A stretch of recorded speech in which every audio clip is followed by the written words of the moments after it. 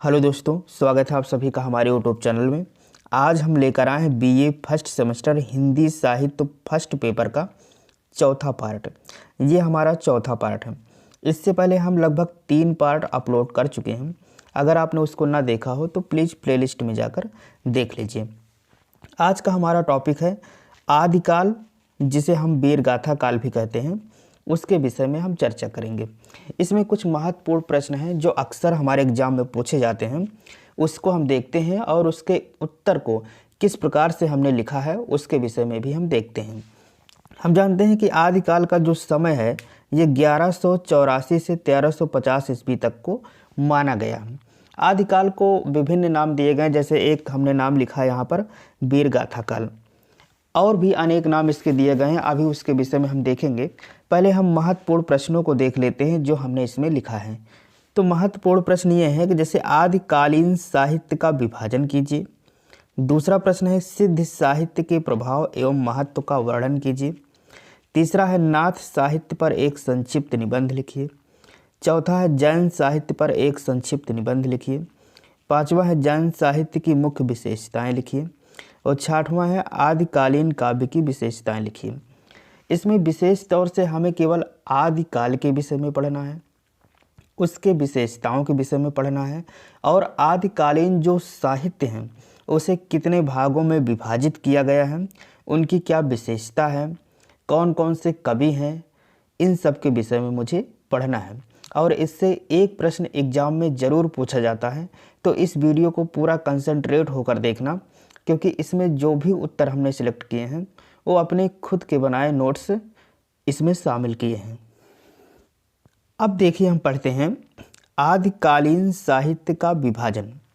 जो आदिकालीन साहित्य था जिसका समय 1184 से 1350 ईस्वी तक माना गया है। कब से माना गया है? 1184 से 1350 ईस्वी तक माना गया। तो उस समय साहित्य का जो विभाजन किया गया वो निम्न प्रकार से किया गया है। पहला जैसे धार्मिक साहित्य, दूसरा लौकिक साहित्य और तीसरा प्रशस्ति मूलक साहित्य। विशेष रूप से जो हमारे एग्जाम में पूछा जाता है वो केवल धार्मिक साहित्य से पूछा जाता है। धार्मिक साहित्य में भी 3 भागों में विभाजित किया गया: जैन साहित्य, सिद्ध या बौद्ध साहित्य, नाथ साहित्य। इन्हीं तीनों साहित्यों के विषय में मुझे पढ़ना है और इसी से प्रश्न अक्सर पूछे जाते हैं। पहले हम देखते हैं जैन साहित्य। भारत के पश्चिमी क्षेत्र में जो जैन मतावलंबी धर्माचार्य थे या आचार्य थे, तो उन्होंने हिंदी कविता के माध्यम से अपने मत का जो प्रचार प्रसार किया उसे ही हम जैन साहित्य कहते हैं। विशेष रूप से जो जैन धर्म चला है ये भारत के पश्चिमी क्षेत्र में चला है। तो वहाँ के जो मतावलंबी थे, जो धर्माचार्य थे, उन्होंने हिंदी कविता के माध्यम से अपने मत का जो प्रचार प्रसार किया उसी को लिख लिया गया और उसे ही हम लोग क्या कहते हैं? जैन साहित्य। तो इस प्रकार जैन कवियों द्वारा लिखा गया जो साहित्य है उसे जैन साहित्य कहते हैं। ये 3 प्रकार का है। पहला है कथा प्रबंधात्मक काव्य। कथा प्रबंधात्मक काव्य, इसमें 2 रचनाएं हैं, जैसे कि पैमचर्यु, ऋठ्ठेमचर्यु, ये स्वयंभू के द्वारा रचित है। फिर है महापुराण, जयशंकर चर्यु, जयकुमार चर्यु, इसे लिखा है पुष्पदंत ने। और भी कई रचनाएं हैं, लेकिन ये 2 मुख्य रूप से हैं जिन्हें हम याद करके लिख सकते हैं। ये जो स्वयंभू हैं ये बहुत अच्छे कवि माने जाते हैं जैन समय के। इन्होंने एक पुस्तक लिखी है पद्मचरित। पद्मचरित ये एक प्रकार से रामायण है। इसे हम लोग स्वयंभू की रामायण भी कहते हैं।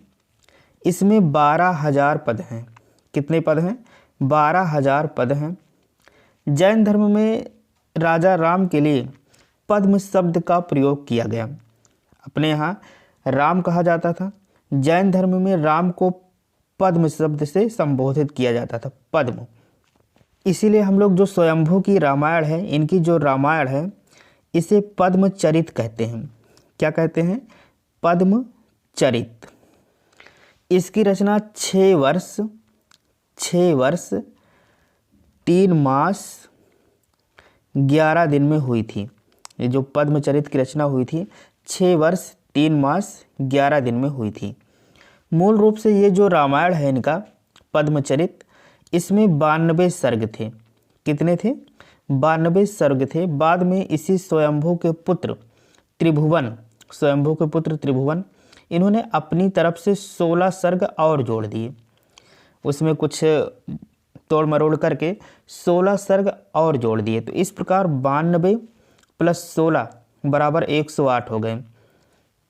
और बाद में जो गोस्वामी तुलसीदास ने रामचरितमानस लिखा था, तो उनके रामचरितमानस पर भी महाकवि स्वयंभू द्वारा रचित जो पौमचरित है, जो पद्मचरित है, उसका प्रभाव स्पष्ट दिखाई पड़ता है। जैन धर्म में भी कृष्ण के विषय में एक ग्रंथ लिखा गया है जिसका नाम है अरिष्टनेमि। उसका नाम है अरिष्टनेमि। अरिष्टनेमि चरित जिसे कहते हैं, इसमें कृष्ण के विषय में सारी जानकारी दी गई है, कृष्ण लीला के विषय में लिखा गया है। जैसे अपने यहाँ भी कृष्ण लीला को दर्शाने के लिए लल्लू लाल द्वारा एक ग्रंथ लिखा गया था जिसको कहते हैं प्रेम सागर। इसी तरह जैन ग्रंथ में भी है अरिष्टनेमि। इसके बाद इसी जैन साहित्य में दूसरा है उपदेशात्मक काव्य, जिसमें सावधाम्य दोहा ये देवसेन द्वारा रचित है, संयम मंजरी ये माहेश्वर सूर्यकृत द्वारा रचित है। तो इस प्रकार हमें इसको पूरी तरीके से रट लेना है कि जैन साहित्य में 3 प्रकार हैं। एक कथा प्रबंधात्मक है, इसमें 1-2 का अच्छे से एक्सप्लेन कर देना, जैसे हमने पद्मचरित के विषय में किया है और अरिष्टनेमि के विषय में किया है। दूसरा उपदेशात्मक काव्य, इसमें 2 रचनाएं तो जरूर ही याद रखना, सावधाम्य दोहा देवसेन के द्वारा रचित, संयम मंजरी माहेश्वर सूर्यकृत के द्वारा रचित। तीसरा है रहस्यवादी काव्य। रहस्यवादी काव्य इसका मतलब होता है जिसमें साधना पर, चित्त की शुद्धता पर जोर दिया जाता है, उसे हम लोग रहस्यवादी काव्य कहते हैं। अर्थात ये एक तरीके से आध्यात्मिक जगत से जुड़ा होता है रहस्यवादी काव्य। इसमें चित्त शुद्धि के लिए, जो चित्त की शुद्धि है उसके लिए अंतः साधना पर जोर दिया गया है। तो ये बिल्कुल स्पष्ट रूप से याद रखिए कि रहस्यवादी काव्य का मतलब होता है कि एक आध्यात्मिक चेतना से जुड़ना, चित्त शुद्धि के लिए जो साधना है उसका जिक्र इसमें किया जाता है। शरीर को ही संपूर्ण साधनाओं का केंद्र माना गया है। इसके मुख्य कवि मुनि राम सिंह, आनंद तिलक, लक्ष्मीचंद ये सब हैं। जैसे जैन कवि राम सिंह मुनि ने स्पष्टता लिखा है कि लोग तभी तक कुतीर्थों में भ्रमण करते हैं, और तभी तक धूर्तता करते हैं जब तक वे गुरु की कृपा से देह के देव को नहीं जान लेते। मतलब राम सिंह मुनि ने कहा है कि लोग तभी तक कुतीर्थों में भ्रमण करते हैं, गलत काम करते हैं, धूर्तता करते हैं, जब तक वो अपने देह के विषय में नहीं जान लेते कि मैं कौन हूँ। ये 2 लाइनों में एक दोहा लिखा हुआ है, शायद समझ में ना आए क्योंकि ये जैन की लैंग्वेज है। ताम कुत्तिथई परिभ्रमई धुत्ति मताम करंती, गुरु हु पसाय जामड़ विदेह हम देव मुड़ंती। इसका अर्थ वही है जो हमने ऊपर बताया, लेकिन पेपर में जब कॉपी में आप लिखेंगे तो इसको प्रभावशाली बनाने के लिए ये 2 लाइन आप जरूर रट लेना। अब देखते हैं कि जैन साहित्य की क्या विशेषताएं थी। पहली विशेषता तो ये है कि जैन साहित्य साहित्यिक भी है और लोक भाषा मूलक भी है। साथ ही उस समय की जो बोलचाल की भाषा थी उसका भी उल्लेख उसमें किया गया। दूसरी विशेषता यह है कि ये विविध विषयक है, अर्थात इसमें सामाजिक, धार्मिक, ऐतिहासिक, साहित्यिक काव्यों के साथ साथ लोक आख्यानक काव्यों की रचना भी की गई है। अर्थात इसमें सभी विषयों को शामिल किया गया है। समाज का हो, धर्म का हो, इतिहास का हो, साहित्यिक काव्य हो, सभी को इसमें शामिल किया गया है। तो ये विविध विषयक भी है। तीसरी विशेषता है कि कई सुंदर रचनाएं इस युग में जैन कवियों द्वारा लिखी गई, जैसे कि भरतेश्वर बाहुबली रास, नेमिनाथ फागु, पंच पांडव चरित रास, विराट पर्व, ज्ञान पंचमी, चौपाई, ये सब कई सुंदर रचनाएं हैं। अगर इसे पढ़ेंगे तो बहुत कुछ इसमें पाएंगे, केवल हमने अभी इसका नाम लिखा है। तो इस युग में जैन कवियों ने बहुत सुंदर सुंदर रचनाएं की, ये हमारी तीसरी विशेषता है। चौथी विशेषता है कि जैन कवियों ने वही लिखा है जो आंखों से देखा है।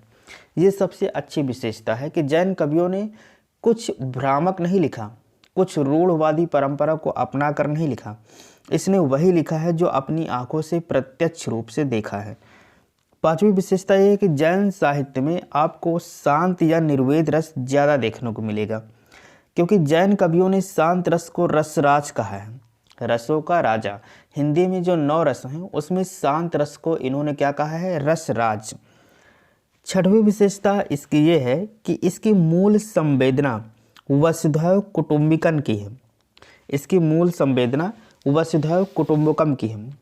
वसुधैव कुटुंबकम का मतलब पूरी वसुधा, पूरी पृथ्वी हमारे एक परिवार की तरह है। इसको इसमें ज़्यादा जोर देने का प्रयास किया गया है, इसलिए इसमें एक प्रकार से मानवीयता का भाव सर्वाधिक पाया जाता है, क्योंकि वसुधैव कुटुंबकम हमें यही सिखाता है कि एक मानवता का भाव हमारे अंदर होना चाहिए। तो इस प्रकार हमने जैन साहित्य के विषय में पढ़ा कि जैन साहित्य क्या है। तो जैन साहित्य के विषय में हमने देखा कि भारत के पश्चिमी क्षेत्र में जो जैन मतावलंबी थे, जैन लोग थे, आचार्य थे, हिंदी कविता के माध्यम से अपने मत का प्रचार प्रसार जिस प्रकार किया उसको नोट कर लिया गया और उसे हम लोग जैन साहित्य कहते हैं। फिर इसे 3 भागों में डिवाइड किया गया: कथा प्रबंधात्मक काव्य, उपदेशात्मक काव्य, रहस्यवादी काव्य। इसके बाद हमने इसकी विशेषताओं के विषय में देखा। अब जो दूसरा साहित्य है सिद्ध साहित्य। सिद्ध साहित्य को ही हम लोग बौद्ध साहित्य भी कहते हैं। सिद्ध साहित्य को ही बौद्ध साहित्य भी कहते हैं। जैसे हमने देखा था कि जो जैन साहित्य है वो देश के पश्चिमी हिस्से में प्रारंभ हुआ, वैसे ही सिद्ध साहित्य देश के पूर्वी हिस्से में जो बौद्ध आचार्य थे उन्होंने अपने मत के प्रचार प्रसार के लिए सिद्ध साहित्य को लिखा। अर्थात पूर्वी हिस्से में बौद्ध आचार्यों ने जो अपने मत का प्रचार प्रसार करके साहित्य बनाया उसे सिद्ध साहित्य या बौद्ध साहित्य कहते हैं। सिद्धों की रचनाओं का संग्रह सर्वप्रथम हरिप्रसाद शास्त्री ने किया। किसने किया था? हरिप्रसाद शास्त्री ने। ये याद रखना, सिद्धों की सूचनाओं का संग्रह सर्वप्रथम हरिप्रसाद शास्त्री ने किया, जिसे बौद्धगान ओ दोहा नाम से प्रकाशित कराया। बौद्धगान ओ दोहा नाम से प्रकाशित कराया। सिद्ध साहित्य को 3 भागों में बांटा जा सकता है: नीति तथा आचरण में, उपदेशात्मक, साधना संबंधी अर्थात रहस्यवादी। डॉक्टर रामकुमार शर्मा के शब्दों में सिद्ध साहित्य की रचना हमें रहस्यवाद का बीज मिलता है। सिद्ध साहित्य की जो रचना है उसमें हमें रहस्यवाद का बीज मिलता है, मतलब साधना की ओर बढ़ने के लिए एक बीजारोपण होता है, शुरुआत होता है। ये डॉक्टर रामकुमार वर्मा ने कहा कि सिद्ध साहित्य की रचनाओं को अगर हम पढ़ें तो रहस्यवाद का बीजारोपण वहीं से होता है। इसके बाद हम देखते हैं कि सिद्ध साहित्य का महत्व क्या था। सिद्ध साहित्य में सदियों से आने वाली धार्मिक और सांस्कृतिक विचारधारा का स्पष्ट उल्लेख मिलता है। पहली चीज़, सिद्ध साहित्य में जो बहुत पहले से धार्मिक और सांस्कृतिक विचारधाराएं थी उसका स्पष्ट उल्लेख इसी में मिलता है। दूसरा, भाषा की दृष्टि से भी सिद्ध साहित्य बहुत महत्वपूर्ण है। सिद्ध साहित्य में 84 सिद्धों के नाम आते हैं, लेकिन इसमें मुख्य जैसे लुइया, विरूपा, सराहपा, गोरक्षया ये सब हैं, तो कुल मिला के 84 सिद्ध आते हैं। कितने आते हैं? 84 सिद्ध। इसके बाद हम देखते हैं नाथ साहित्य। ये बहुत इम्पॉर्टेंट है क्योंकि अक्सर यही पूछा जाता है। लास्ट में, सबसे लास्ट में यही आता है नाथ साहित्य, और ये सबसे अच्छी विशेषता लिए हुई है। जैसे कि हम देखते हैं कि सिद्ध साहित्य की जो विकृतियाँ थी, सिद्ध साहित्य में जो विकृतियाँ थी, जो कमियाँ थी, उसको संयमित और आचार निष्ठ बनाने के लिए जो काम किया वो नाथ साहित्य ने ही किया। नाथ पंथ का उद्भव एवं विकास इसीलिए हुआ कि सिद्ध साहित्य की जो कमी थी उसको सही किया जा सके। बौद्ध धर्म की जो अंतिम अवस्था थी, जिसे हम लोग वज्रयान कहते हैं, कभी कभी प्रश्न भी पूछा जाता है कि बौद्ध धर्म की जो अंतिम अवस्था है वज्रयान, इसकी सहज साधना नाथ पंथ या संप्रदाय के रूप में पल्लवित हुई। बौद्ध धर्म की, जैसे जो बौद्ध साहित्य इससे पहले हमने पढ़ा था, सिद्ध साहित्य या बौद्ध साहित्य, तो उसकी जो अंतिम अवस्था थी जिसे वज्रयान कहते हैं, उसकी सबसे सहज साधना जो स्टार्ट हुई वो नाथ पंथ या संप्रदाय के रूप में पल्लवित हुई। पल्लवित मतलब बढ़ी। जीवन को कर्मकांड के मकड़ जाल से मुक्त करके सहज रूप की ओर ले जाने का श्रेय नाथ पंथियों को ही जाता है। जीवन को मकड़ जाल से मुक्त करके, इधर उधर के आपाधापी से मुक्त करके सहज रूप की ओर ले जाने का सबसे अच्छा श्रेय जो जाता है, यह नाथ पंथियों को ही जाता है। इसलिए नाथ पंथ को हम लोग सिद्ध संप्रदाय का विकसित और शक्तिशाली रूप भी कहते हैं। सिद्ध संप्रदाय या जो बौद्ध संप्रदाय था, उसका विकसित और शक्तिशाली रूप अगर किसी को माना जाए तो ये नाथ साहित्य को ही माना जाता है। नाथ पंथ में 9 नाथों की गणना की जाती है। कितने नाथ की? 9 नाथ की। जैसे सिद्ध साहित्य में हमने देखा तो 84 सिद्धों की गणना की जाती थी, लेकिन नाथ पंथ में 9 नाथ की गणना की जाती है, जिसमें सबसे महत्वपूर्ण गोरखनाथ है। सबसे महत्वपूर्ण कौन है? गोरखनाथ। और गोरखनाथ को ही इस पंथ का हम प्रवर्तक मानते हैं। तो जो नाथ पंथ है, अगर ये पूछा जाए कि नाथ पंथ के प्रवर्तक कौन है, तो गोरखनाथ है। इन्होंने हठ योग द्वारा कुंडलिनी शक्ति को जागृत करके, हठ योग द्वारा कुंडलिनी शक्ति को जागृत करके सहस्त्रार चक्र में स्थित ब्रह्म दर्शन की साधना का प्रचार प्रसार किया। अर्थात गोरखनाथ जो थे, हठ योग द्वारा कुंडलिनी शक्ति को जागृत करके सहस्त्रार चक्र में स्थित ब्रह्म दर्शन की साधना का प्रचार प्रसार किया। ये जो हमारी नाड़ियों के नाम थे, जैसे नाड़ियों का नाम दिया गया था ईड़ा, पिंगला, सुषुम्ना, तो उसका भी नाम इन्होंने ही दिया था। ईड़ा, इंगला, पिंगला, सुरति, निरति, नाद, बिंदु, शून्य, पवन, निरंजन, सूर्य, चंद्र आदि इनके पारिभाषिक शब्द हैं। इन्होंने जप, तप, वेद तथा तीर्थाटन के स्थान पर आत्मनिग्रह पर बल दिया। इन्होंने बताया कि जप, तप, वेद और धार्मिक स्थानों की यात्रा करना, इससे ज़्यादा बेटर है कि आत्मनिग्रह अर्थात अपने अंदर देखिए, उस पर बल दिया। इनके मुख्य ग्रंथ हैं जैसे गोरख बोध, गोरख संवाद, गोरख दत्त गोष्ठी, निरंजन पुराण, गोरख सागर। तो ये ग्रंथ आप जरूर याद रखना, क्योंकि जब नाथ साहित्य के विषय में लिखोगे तो ये सब उसमें लिखना पड़ेगा। आचार्य हजारी प्रसाद द्विवेदी के अनुसार इस काल की कोई भी रचना अवज्ञा या उपेक्षा का पात्र नहीं हो सकती। आचार्य हजारी प्रसाद द्विवेदी ने बताया था कि जो नाथ साहित्य लिखा गया है, इसकी कोई भी रचना अवज्ञा या उपेक्षा का पात्र नहीं हो सकती, क्योंकि जो भी लिखा गया है ये आँखों से देख कर लिखा गया है और बिल्कुल करेक्ट लिखा गया है। इसके बाद हम देखते हैं आदिकालीन काव्य की विशेषताएं। जो आदिकाल में काव्य लिखे गए हैं उनकी क्या विशेषता थी, इसको देख लेते हैं। पहली विशेषता ये थी भाषा के विविध रूप। इस काल में देखिए तो भाषा के विविध रूप देखने को मिलते हैं। आचार्य रामचंद्र शुक्ल ने तो ये लिखा है कि कहीं कहीं तो भाषा आधुनिक साँचे में ढली सी दिखाई पड़ती है, क्रियाएं नए रूपों में मिलती हैं। इन रचनाओं में हम संस्कृत, प्राकृतिक, अपभ्रंश, ब्रिज भाषा और राजस्थानी मिश्रित खड़ी, अरबी एवं फारसी के शब्द भी देखते हैं। रासो ग्रंथों में आए इन भाषा को डिंगल एवं पिंगल कहा जाता है। क्या कहते हैं? इस भाषा को हम लोग डिंगल एवं पिंगल कहते हैं। जैसे एक उदाहरण देखिए, रहंगी, फिरंगी, हलम्बी, समानी, ठड़ी, ढह, बल्लो, चढ़ालम, निशानी। ये इसका एक उदाहरण है। अगर आप एक उदाहरण दे देंगे तो आदिकाल की विशेषता में एक नया प्रभाव झलकेगा और आपको अच्छा नंबर मिल सकता है। तो ये 2 लाइन की कविता है, याद कर लेना, कोई बड़ी बात नहीं है। दूसरी विशेषता है अलंकार योजना। इसमें सभी प्रचलित अलंकारों जैसे कि उपमा, रूपक, उत्प्रेक्षा, अनुप्रास, प्रतीक, भ्रांतिमान आदि का बड़ा ही सफल प्रयोग किया गया है। अर्थात लगभग सभी अलंकारों को इसमें प्रयोग किया गया है, चाहे शब्दालंकार हो या अर्थालंकार हो। जैसे एक एग्जाम्पल देखते हैं, कर श्रृंगार अली अलिन, संग रिमझिम झुंडन मंड, बसत रव नंग रंग, जानुक फुल्लित संज। ये भी 2 लाइन की कविता है, इसे भी याद कर लेना। तो अलंकार योजना के विषय में आप स्पष्ट प्रदर्शन कर पाएंगे, केवल थोड़ा याद करना है बस। और जो भी हम विशेषता लिख रहे हैं, जो भी प्रश्नों को उत्तर दे रहे हैं, हमें अपनी भाषा में लिखना है। जरूरी नहीं कि जो रटा रटाए किताब से हो उससे ही लिखें। और जो भी शब्द लिखिए, वाक्य लिखिए, बिल्कुल प्रभावशाली हो। इसके बाद अगली विशेषता है छंदों के विविध रूप।